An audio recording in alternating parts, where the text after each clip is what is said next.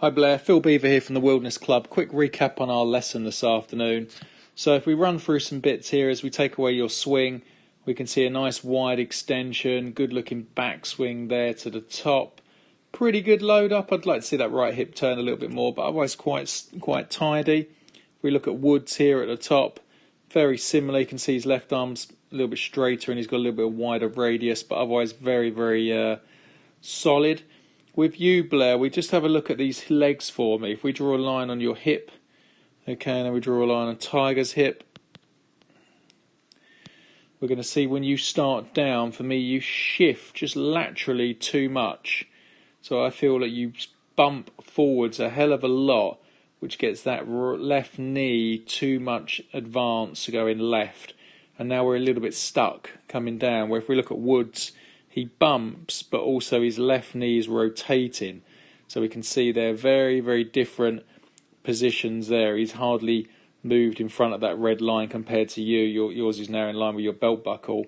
But also look at his hands. His hands reach his right thigh fully loaded, shafts at 90 degrees. Where with yours, when we look at your hands that reach your right thigh, you can see your shafts down here. And that's because you've shifted laterally too much to the left, and now you can't rotate and you're losing all that power you've gained to the top of your swing. So what we need to work on really, and also if we just run through it as well, because of this excessive leg or knee action, we can see, look how bent, if I get rid of all these lines, look how bent them legs are coming into the shot.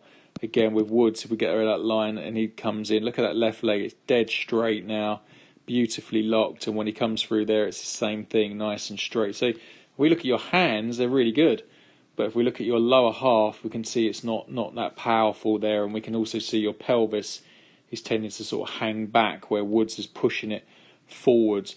And if you lose the feeling, Blair, just grab a golf ball and go to throw it as far down the range as you can, and you'll feel that you throw yourself and your pelvis forwards to get the ball as far down the range as you can, as opposed to this excessive leg going through there. And again, if you look at Woods through that stage there, his leg's pretty much straight. So how are we going to work on this? Right, so what we did is we put you against a chair or the bench, or we can put you against an alignment stick, and if we just have it on the outside of the knee, can't draw a straight line, there you go, pretty good.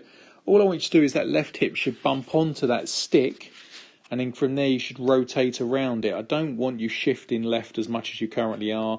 It's more of a turn. So when you get to the top of the swing, it's feeling like your left hip turns left as opposed to shifting. Okay, I hope that makes sense. That's going to quieten down that leg action and stop the club coming so much on the inside, coming into the ball. And then from there we're having to sort of flip it. The next thing we need to work on really is compression. If we look down here where the ball is and you come to hit it, we can see there's no divot at all. Where if we look at Woods again and we look at this area here, we're going to see as he comes into the impact, look how much turf interaction there is there. You know, nice pinch of turf, and he's in the 5-iron here, so he's getting a lovely bit of compression. And again, I've given you 2 drills to do. One to the side of the ball, so start here, where you just make a follow through, so bump that little left hip, turn around it and make a follow through, so you go to the top, and then make a full swing to the side of the ball, trying to hit the ground anywhere in front of the ball. Any of this area here, if you can whack, the further you hit in front, the further that golf ball's going to go for you, Blair. They're your 2 drills.